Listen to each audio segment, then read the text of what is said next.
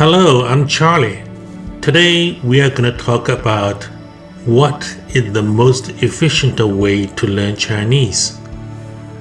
Just like learning any new languages, vocabulary skill is the first thing that learners must master. Where begun is half done.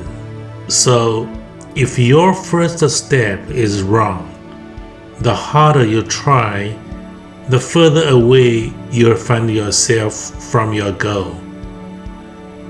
If you are a beginner, great.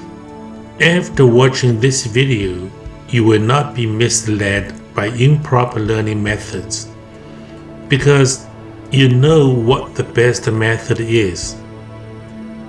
And in case you find yourself already on the wrong track, correct it immediately to avoid continuing wasting time and getting frustrated.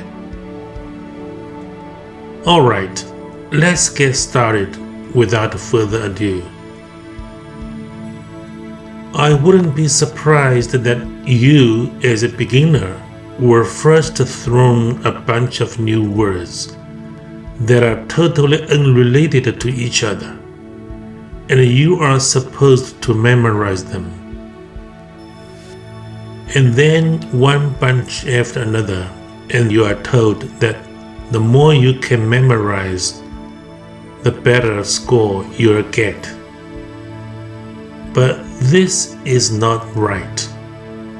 It's simply wrong, because even if you are able to memorize these words, without putting them in use, you'll forget them very quickly. The truth is that how well you can memorize a word largely depends on something I call repetition rate and frequency rate. In other words, it mainly depends on how often you use it. Now, here is an example of how to learn Chinese words efficiently. Let's take a look at this one. 幸福. This is a compound noun meaning happiness. Essentially, when learning a new word for the first time, you need to do three things. 1. Read the words aloud, at least for 5 times. 2. Be clear about its parts of speech, so you know that it can be used as a subject, an object of a transitive verb or a preposition, an object complement, and even an attributive noun to modify another noun. Knowing the word's parts of speech is very important, especially when the level of your learning elevates. The best way for English-speaking people to learn Chinese is to think in the sense of English grammar, not think in Chinese. In this case, basically, 幸福 can be used as follows. 1. As a noun, as in 祝你幸福, meaning wish you happiness. Here, 幸福 is used as an object complement. 2. Predicate adjective, as in 她很幸福, meaning she's very happy. 3.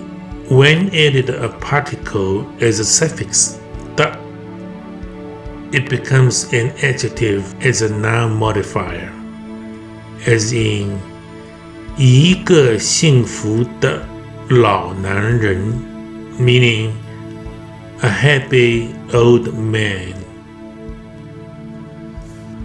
4. This might be a bit confusing, but don't worry, I'll clarify it in a bit. The noun form 幸福 can be used as an attributive noun, as in 幸福指数, meaning happiness index. I know that you're gonna ask, how is it different from the adjective modifier 幸福的? It's actually very easy. In the former case, two compound nouns, 幸福 and 指数, are used to form a new compound noun, and the latter with the particle 的 is used as a predicate adjective. Alright, now comes to the last step. Now that you know the word's multiple parts of speech and usage, you can apply them to your practical use. So this step is to make sentences and phrases by using this compound word. And when you finish, read them aloud for 3 times. But if you are not yet at this level, skip this step.